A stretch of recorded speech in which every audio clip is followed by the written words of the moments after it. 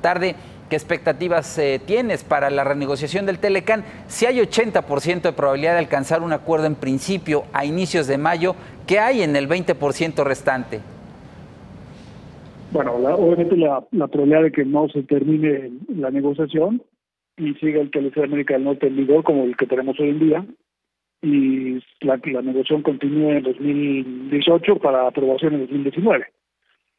O sea, la urgencia de terminar en las próximas semanas está relacionada con la ley de Estados Unidos, el TPA, que implica tiempos para el proceso de aprobación y para la firma, y con el hecho de que hay elecciones en Estados Unidos en el mes de noviembre que pueden implicar un cambio en la composición de la Cámara de Diputados.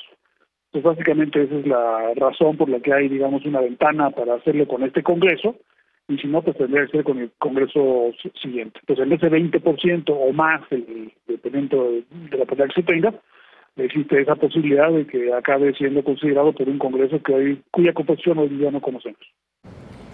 En ese escenario, en este momento Estados Unidos tiene más urgencia que México por cerrar la negociación.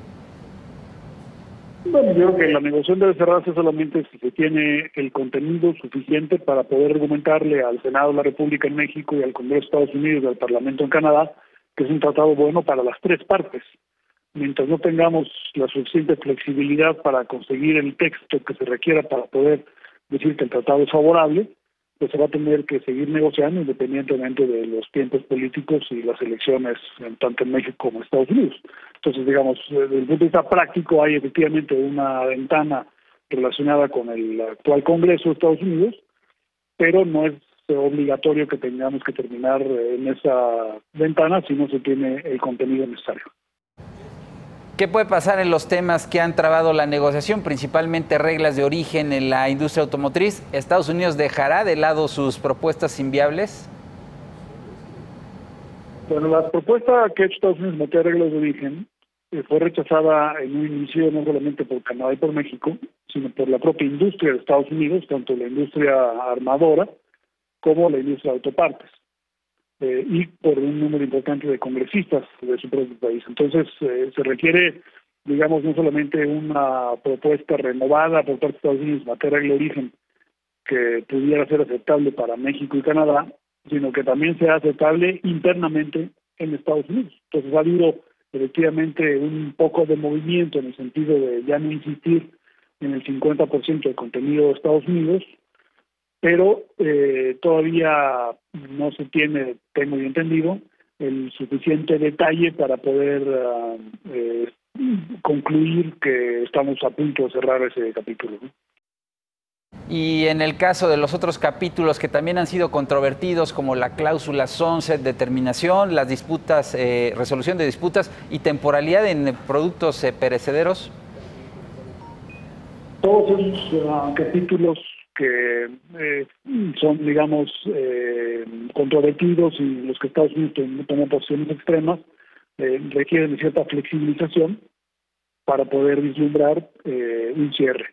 Entonces, la probabilidad de cierre está relacionada con el espacio político que pueda haber en Washington para hacer propuestas suficientemente constructivas que permitan terminar la negociación en las próximas semanas. En la medida en la que esa flexibilización no exista, la probabilidad obviamente es menor y se tendrá que continuar negociando incluso después de mayo. Si no hay acuerdo el 1 de mayo, México y Canadá pues, podrían perder la exención en los aranceles estadounidenses al acero y el aluminio, Luis. Bueno, yo creo que Canadá y México fueron excluidos de esos aranceles, no solamente porque estamos negociando, sino porque somos el mercado número 1 y número 2 para las exportaciones de acero y de aluminio de Estados Unidos al mundo, con participaciones de mercado muy grandes.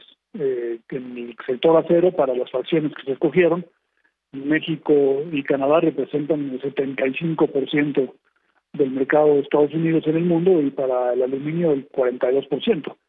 Entonces, digamos, Estados Unidos tiene también un incentivo de asegurar que está protegiendo a sus principales mercados, y no solamente, digamos, que nos está haciendo el favor de excluirnos, sino que hay razones de mercado para hacerlo. Entonces, yo creo que ese argumento podría preservarse, y que Estados Unidos, México y Canadá queden exentos tanto de los aranceles que pudiera poner Estados Unidos como de las represalias que pudieran tomar México y Canadá. Luis de la Calle, muchas gracias por esta comunicación. Encantado, Víctor. Buenas tardes.